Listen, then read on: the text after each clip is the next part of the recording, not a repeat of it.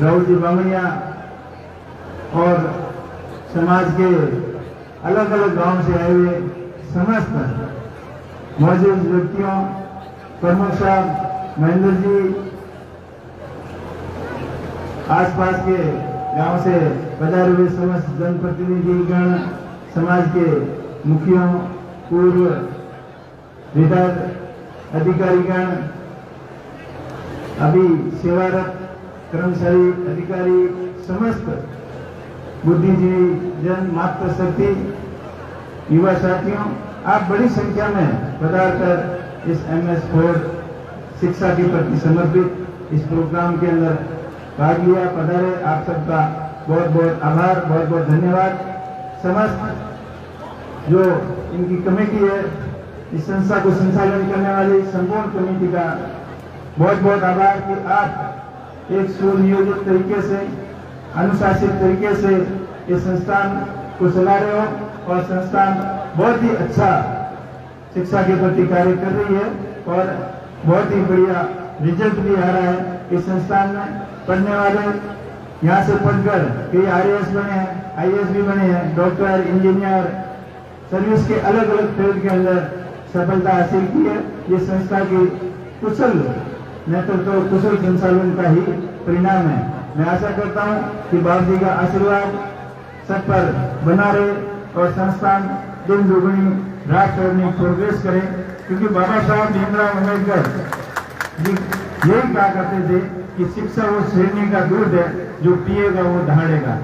और बाबा साहब के सपनों से साकार करने के लिए हम सब प्रयत्नशील हैं।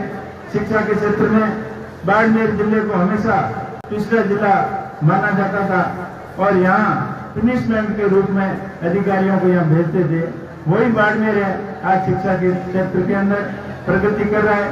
आदरणीय स्वर्गीय रामदास जी के सपनों का ये बाड़मेर है कि उन्होंने उस समय शिक्षा के महत्व को समझा और किसान बोर्डिंग से शुरुआत की। शिक्षा के क्षेत्र के अंदर जो ग्रामीण क्षेत्रों के अंदर रहने वाले प्रत्येक किसान को भेजे, वहाँ कोई जाति नहीं, वहाँ कोई धर्म नहीं, प्रत्येक पढ़ने वाले आवश्यक जिनको शिक्षा की जरूरत थी उनको यहाँ लाकर पढ़ाने का काम किया और बाड़मेर को शिक्षा के क्षेत्र में एक नई गति उसे देने का जो कार्य किया वो बहुत ही अनुकरणीय कार्य था और उसी का परिणाम आज जो बाड़मेर के अंदर शिक्षा के क्षेत्र में बढ़ रहा है। उन्होंने सपना देखा था कि आने वाले 50-60 साल, आने वाले 100 साल बाद में अगर अपने बाड़मेर के लोग अगर शिक्षित नहीं होंगे तो बहुत ही अधिक विकट परिस्थितियों का सामना करना पड़ेगा। अपना बाड़मेर जिला हमेशा प्रकृति की मार झेलता आया है। यहाँ खाली भाईचारा और अपनायत और ईमानदारी की कोई कमी नहीं है, लेकिन बाकी सब कमियां ही कमियां हैं। अकाल, भयंकर अकालों का साया, तेज धूप, तेज कड़ाके की ठंड, इन सभी प्राकृतिक प्रकोपों का हमने सामना किया, हमारे पूर्वजों ने सामना किया और उन्होंने एक ही चीज हमें सिखाई कि इस मारवाड़ के अंदर, इस थार के क्षेत्र के अंदर किस तरीके से प्रेम और भाईचारे से राज आता है और वही हमने किया। यहाँ अलग अलग धर्म, अलग अलग जाति, अलग अलग लोग रहते हैं, लेकिन भाईचारा उनका एकदम पक्का रहा है। हमेशा आपसे संबंध मधुर रहे हैं और मैं आशा करता हूं कि आगे भी अपने संबंध ऐसे ही रहें। आज आजादी के 70 साल बाद भी कुछ लोग ऐसी सोच रखते हैं कि उनकी वजह से आज शोषित वर्ग को, पीड़ित वर्ग को तकलीफों का सामना करना पड़ता है। मैं इस मंच के माध्यम से उन्हें यही कहना चाहूंगा कि अब जमाना बदल गया है। इस जमाने के साथ में चलोगे तो कोई तकलीफ नहीं आएगी। अगर उन पुराने दिनों को याद करोगे, वो परिस्थितियां याद करोगे तो तकलीफें ही तकलीफें आएगी।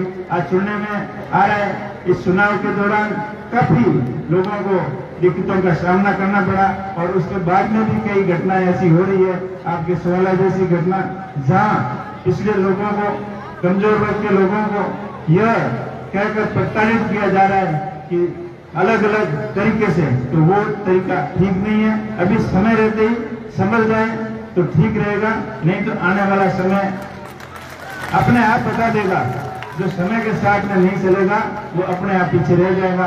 पिछले चुनाव के अंदर भी सबसे ज्यादा अगर बाबा साहब के सपनों को साकार करने का, मताधिकार का प्रयोग करने का और संविधान की रक्षा करने का काम किया तो आपके समाज ने किया। इसके लिए मैं आपका बहुत बहुत शुक्रगुजार हूँ।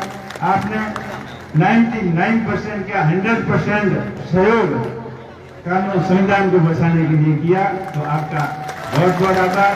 मैं हमेशा आपके लिए ऋणी रहूंगा। ये वैसे राजनीतिक मंच नहीं है। अभी प्रमुख साहब का अधूराम जी का आंखें इशारों में बात हो रही है, लेकिन थोड़ी सी शुरुआत आपने करनी तो मैं भी करूंगा। समय और परिस्थितियों के साथ चलना बहुत ही जरूरी है।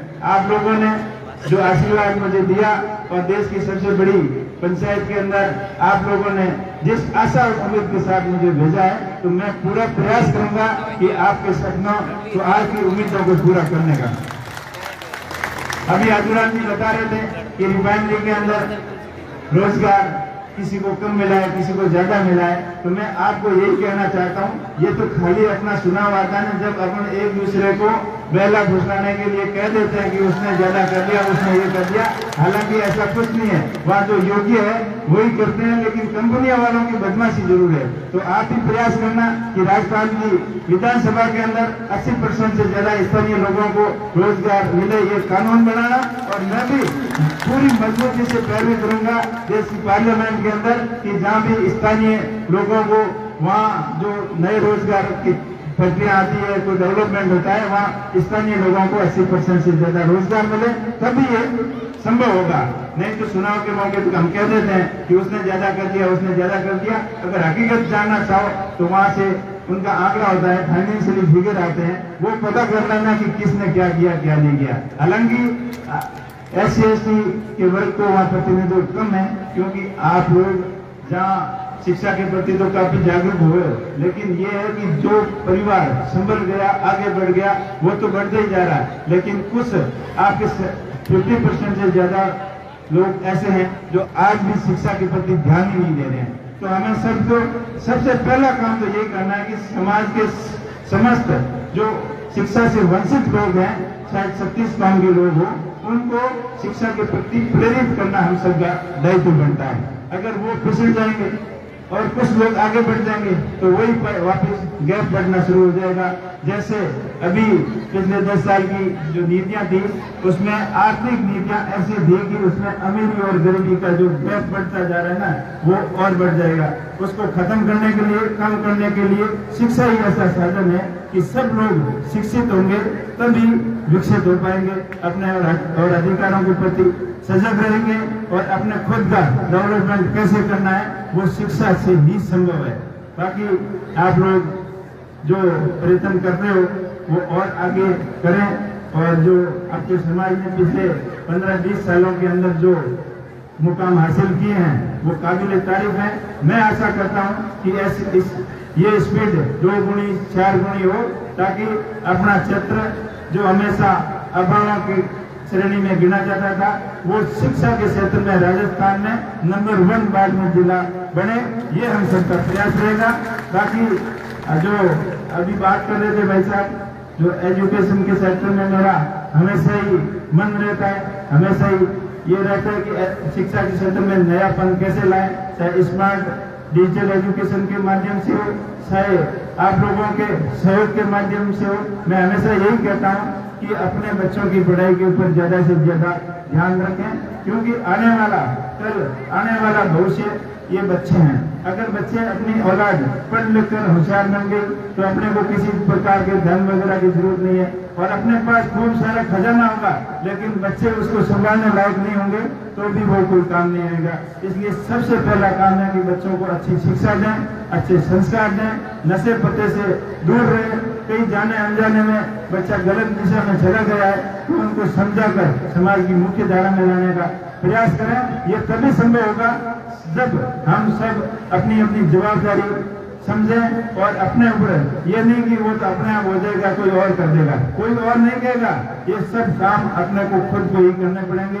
आपकी विचार विमर्श से जब भी सामाजिक प्रोग्राम में होते हो, जब कभी साथ में बैठते हो, तो कम से कम शिक्षा और समाज सुधार और संस्कार के ऊपर चर्चा आप जरूर करें। और जिस प्रकार आप सामाजिक प्रोग्रामों के अंदर जैसे बर्थ सर्टिफिकेट खर्चा करते हैं, उसी थीम के ऊपर अगर हम शिक्षा को सर्वप्रथम मान लें और उसको, तो कोई ऐसी कमी नहीं होगी कि जिस जन सहयोग से भी उसको पूरा किया जा सकता है। तो ये शिक्षा के प्रति अपनी जागरूकता सजगता रहेगी, तभी अपन आगे बढ़ पाएंगे।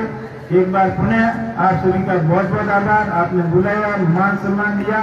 मेरा प्रयास रहेगा कि मैं बाड़मेर के हर क्षेत्र की प्रत्येक समस्या को मजबूती से समाधान करने के लिए मजबूती से पैरवी करूंगा और जो आशा और उम्मीद आपने रखी उसको पूरा करने का पूरा प्रयत्न करूंगा।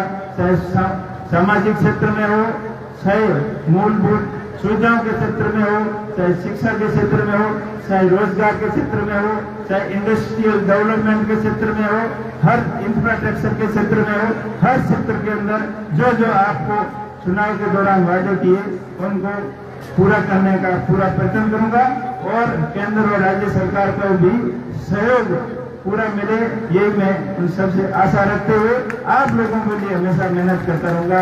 आप सबका बहुत बहुत आभार, बहुत बहुत धन्यवाद। जय हिंद, जय भारत, जय भीम। बाबा साहब अमर रहे, बाबा साहब अमर रहे।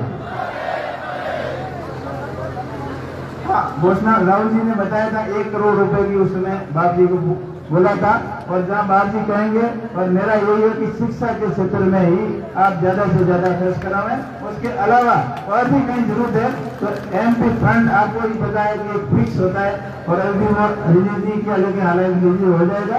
लेकिन मैं आप मुझे बता देना, जहाँ भी जरूरत है, जितनी जरूरत है मैं पूरा करूंगा, चाहे CSR फंड से हो, चाहे किसी और से लाना पड़े, चाहे राज्यसभा मेंबर से लाना पड़े, कहीं से लाना पड़े, समाज